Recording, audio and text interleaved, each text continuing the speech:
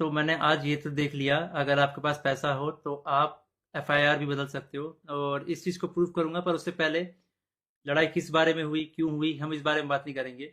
मैं सीधा पॉइंट पे बढ़ता हूँ। एलविश ने जो लोकेशन दी थी वो उसके घर की लोकेशन तो थी। हेलो मास्टर ने रिप्लाई दिया है एलविस यादव को।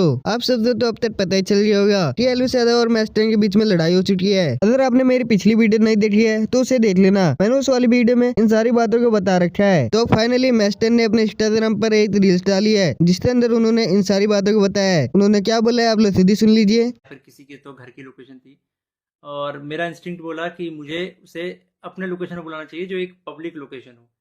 अब मेरे को यही था भाई कि जो भी गलतफहमी है डिबेट से सॉल्व करो। अगर आपको लगता है आप सही हो तो आप डिबेट करो, मेरे को लगता है मैं सही हूँ, मैं डिबेट करूंगा।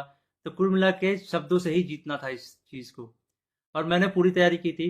मैंने वहाँ पे सोफा वोफा सब लगाया था कि जब एलविश भाई आएंगे तो वहाँ बगल में बैठेंगे, ये वो फलान ठिकाना।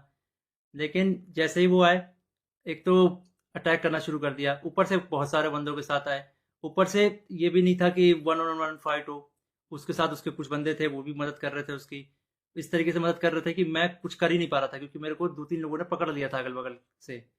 अब जब लड़ाई हुई, लड़ाई के बीच में ही एलविश ने मेरे को लगभग ये अपने घुटनों से नाक पे मारा, कई बार हाथों से मेरे सिर्फ मुंह पे मारा। और जब मारा उसके बाद उसने बगल से एक फ़ोन भी उठाया जो दूसरे एंगल पे रिकॉर्डेड है, और फ़ोन से मेरे स्पाइन पे मारा। और आप सभी को पता है अगर स्पाइन पे गलती से भी स्पाइन टूटता है तो आप ज़िंदगी भर के लिए लावारिस हो सकते हो, अपाहिज हो सकते हो। तो उसके बावजूद उसने मारा मारा, और उसके बाद उसने क्या किया, जान से मारने की धमकी भी दे दी। अब जान से मारने की धमकी एक दो बार नहीं दी, मल्टीपल टाइम्स दी। कम से कम जितना मुझे पता है 3 बार तो दी ही थी उसने धमकी जान से मारने की। और ऑफ कैमरा भी उसने कई बार जान से मारने की धमकी दी। अब ये सब होने के बाद जब लड़ाई वड़ाई खत्म हो गई, तो उसके बाद वो वापस जा रहे थे, तो वो जो बंदे लाया था उनमें से कुछ बंदे मेरे को, मतलब होता है ना एक प्यार से धमकाने वाला सीन, कि भाई सॉरी बोल दे, क्यों ये ले रहा है पंगे, ये वो। भाई मैं तो अपने चीज़ों पे अटल था।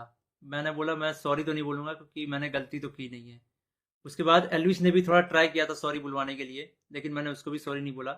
और ये सब जब हुआ तो शुरू में मेरे को लगा मेरे को सिर्फ यहाँ चोट आई है, क्योंकि मेरे को कहीं पे भी दर्द फील नहीं हो रहा था। तो मेरे को शुरू शुरू में सिर्फ यहाँ चोट आई।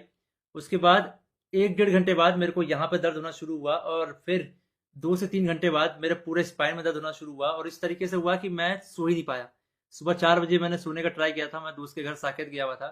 मैंने सोने का ट्राई किया, अनफॉर्चुनेटली मैं दर्द से सो ही नहीं पाया। उसके बाद अ, हम जब दर्द हो रहा था तो हम गए वहाँ पे मैक्स हॉस्पिटल साकेत के, मेडिकल निकलवाने। तो उन्होंने मना कर दिया, विदाउट एफआईआर नहीं होगा। तो मेरा यही था, मेरा दिमाग शॉक में था, एफआईआर हमने की नहीं थी। फिर हमने डिसाइड किया कि दोपहर के 12 बजे के आसपास हम एफआईआर करेंगे लॉन्च, और उसके बाद मेडिकल करवा लेंगे पुलिस की मदद से ही। तो हम गए एफआईआर करने। अब जब एफआईआर करने गए तो हमने पूरा बता दिया कि भाई ये सेक्शन लगाना है, अटेम्प्ट टू मर्डर है, साफ साफ दिख रहा है।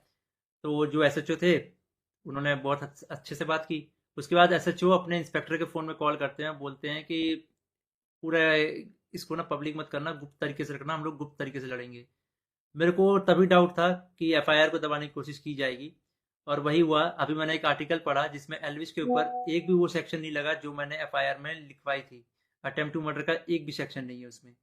तो कुल मिला के मैं क्या समझूं, अगर आपके पास पैसा हो तो आप एफआईआर भी बदल सकते हो। मतलब हरियाणा में इस तरीके से गुंडागर्दी चल रही है कि एक बंदा आता है मारता है और उसके खिलाफ कोई एक्शन नहीं होता, उसको पुलिस पकड़ के लेके नहीं जाती। यहाँ पे इस बात को 24 घंटे हो चुके हैं और वो बंदा अभी हंस रहा होगा कि उसको कोई पकड़ के नहीं ले गया, उसको फर्क ही नहीं पड़ा होगा। मैं हरियाणा के सीएम खट्टर जी से रिक्वेस्ट करना चाहूंगा कि इस गुंडे अलविश यादव को अरेस्ट करवाओ। इसका बैकग्राउंड बहुत खराब है, जिस तरीके से ये यूथ को इंस्पायर कर रहा है, वायलेंस को प्रमोट कर रहा है, उससे साफ साफ पता लग रहा है यूथ बहुत गलत वे में मोटिवेट हो रही है इससे। और ये चीज़ बहुत ही खराब है। तो खट्टर जी, मैं इंडिया के कानून पे बहुत भरोसा करता हूँ, लेकिन अगर यहाँ पे नाइंसाफ़ी हुई तो एक तरीके से बहुत सारे लोगों को ये तो समझ में आ जाएगा कि इंडिया का कानून सिर्फ गरीबों के लिए बना है, अमीरों के लिए नहीं बना है।